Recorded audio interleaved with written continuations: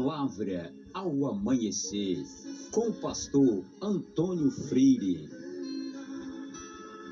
Não nos conformes com esta era, por isso espera. Aleluia! Meus queridos irmãos, a paz do Senhor, bom dia! Graças ao nosso Deus, estamos de volta. Vamos iniciar o nosso dia buscando a Deus, pedindo a sua proteção, a sua graça, que é maravilhoso. Você tem algum problema? Jesus tinha.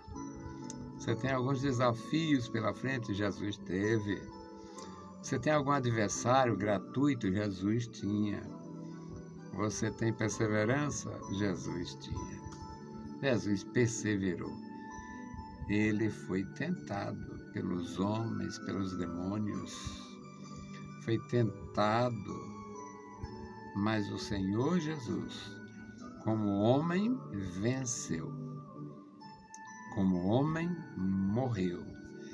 Foi glorificado como Deus. É um mistério profundo, compreensível a quem recebe o Espírito Santo. Vamos ler a palavra. O nosso texto é João, capítulo 7, os versículos 33 a 40. Uma leitura especial para entender parte do desafio de Jesus. Disse-lhes, pois, Jesus: ainda um pouco de tempo estou convosco. Depois eu vou para aquele que me enviou. Vós me buscareis e não me achareis. E onde eu estou, vós não podeis ir. Disseram, pois, os judeus uns para os outros: para onde irá este? Que não acharemos? Irá porventura para os dispersos entre os gregos? E ensinará os gregos? Que palavra é esta que disse: buscar-me-eis e não me achareis? E onde eu estou, vós não podeis ir? E no último dia, o grande dia da festa, Jesus pôs-se em pé e clamou, dizendo: se alguém tem sede, venha a mim e beba. Quem crê em mim, como diz a Escritura, rios de água viva correrão do seu ventre. E isto disse ele do Espírito que haviam de receber os que nele crescem. Porque o Espírito Santo ainda não fora dado, por ainda Jesus não ter sido glorificado. Então muitos da multidão, ouvindo esta palavra, diziam: verdadeiramente, este é o profeta. Meus queridos irmãos, Jesus nasceu para cumprir as Escrituras. Jesus nasceu para cumprir as promessas de Deus. Foi o cumprimento das promessas de Deus feitas aos pais, iniciada na antiguidade remota, confirmada na chamada a Abraão ou Abrão, e confirmada sucessivamente ao Isaac, ao Jacó, ao Moisés, a Davi e aos profetas de modo geral. Quando Jesus nasceu, havia muita esperança em alguns. Havia muita esperança em alguns. O Zacarias, a mulher, o Simeão, a profetisa Ana, José e Maria, por que não dizer isto? E muitos tinham esperança, perseveravam. As palavras que eles diziam naquele momento do anúncio do nascimento de João, do anúncio do nascimento de Jesus, o encontro das duas mães grávidas, e tudo fazia ecoar o som da esperança. Era algo grandioso para Isabel, uma mulher de idade. Seu marido, um íntegro sacerdote de Deus. E ele, concluindo o tempo do seu sacerdócio, portanto, se aposentando, por assim dizer, e ela, uma mulher de idade, ter a sua esterilidade revertida pelo poder do Senhor. Era milagre em cima de milagre. Era um milagre atrás do outro. Quando estes meninos se tornam adultos, João batizando o batismo do arrependimento e Jesus Cristo para batizar com o Espírito Santo e com fogo. Meus queridos, uma grandeza, mas não foi sem sofrimento. José sofreu ao ponto de querer deixar a mulher secretamente, a noiva, que seria sua mulher em poucos dias, poucos meses. Ele queria deixá-la, intentou deixá-la secretamente. Aquilo foi um sofrimento, uma angústia profunda para aquele rapaz. Os ímpios dizem que era um velho, gagá, já sem capacidade sexual, porque o ímpio é o seguinte: ou mente abertamente ou tem o mistério da desgraça para ter uma fé falsa e ver milagre onde não tem. Aquilo era um casal jovem e saudável e temente a Deus.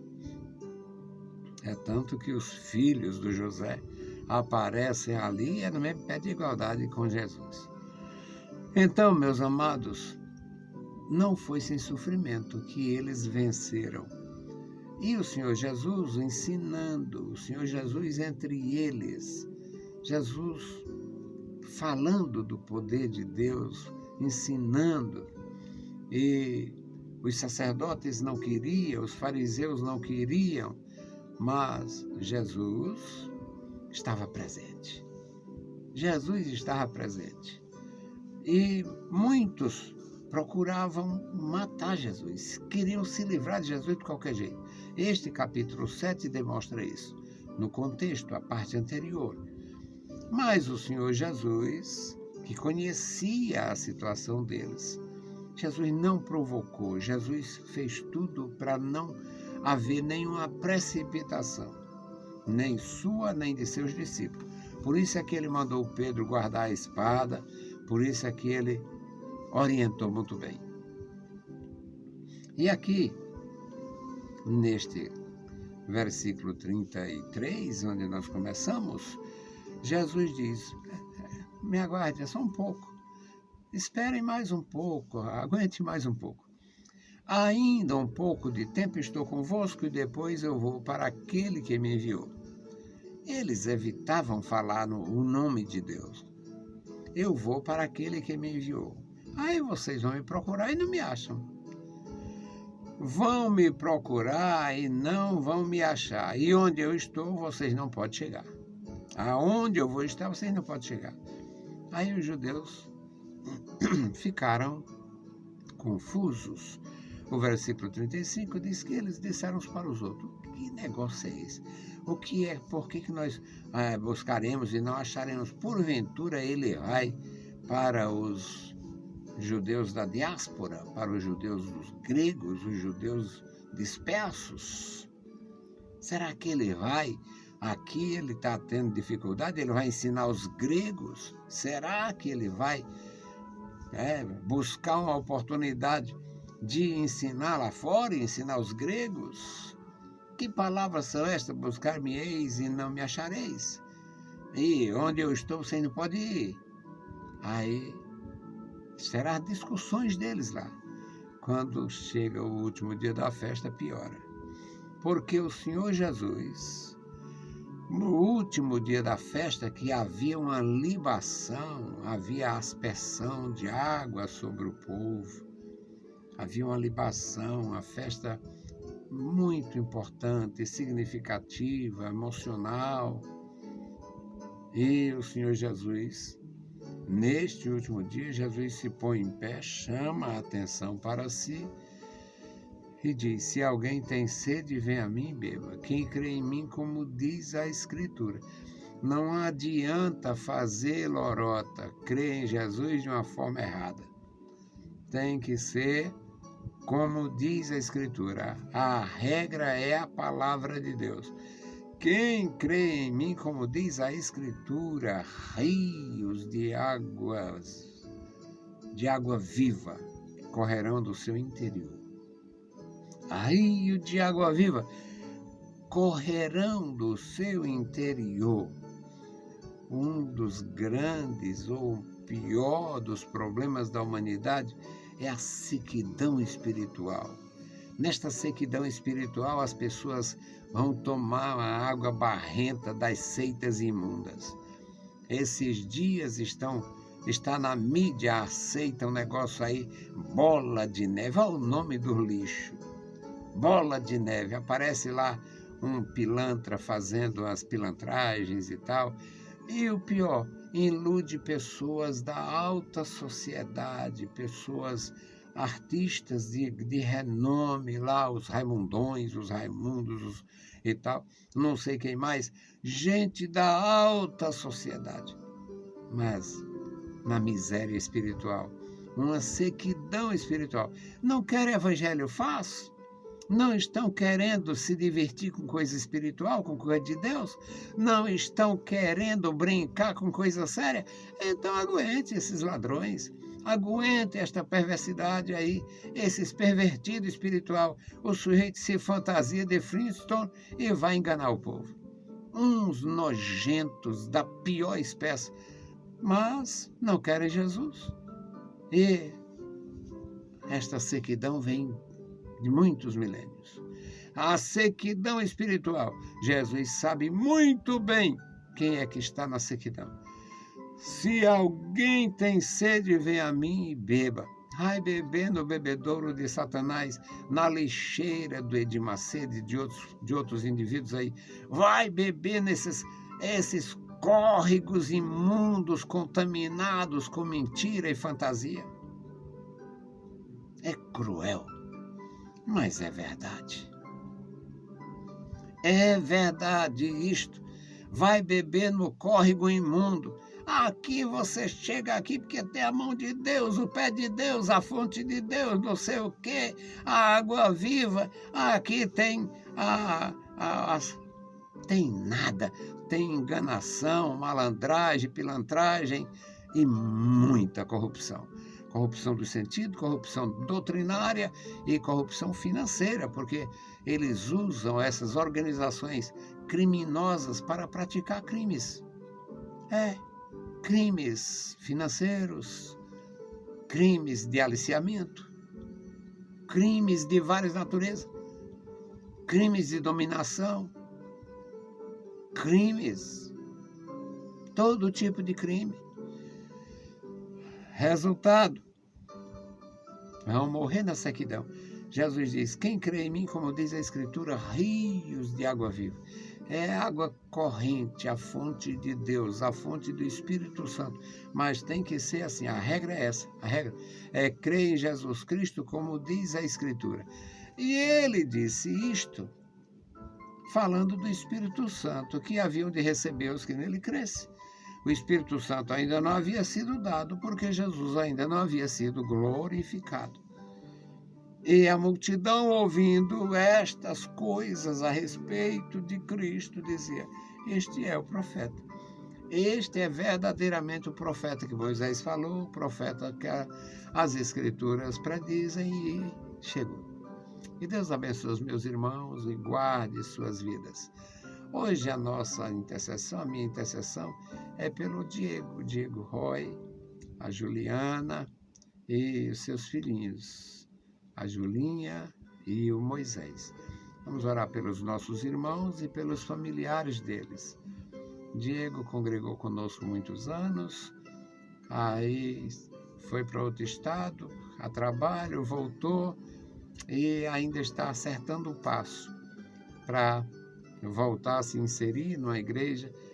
Não sei como está esses dias. Vamos orar pelo Diego, orar pela igreja e orar pelos que estão em transição de uma igreja para outra, E não é para andar por aí doido e ser atrás de igreja boa, não.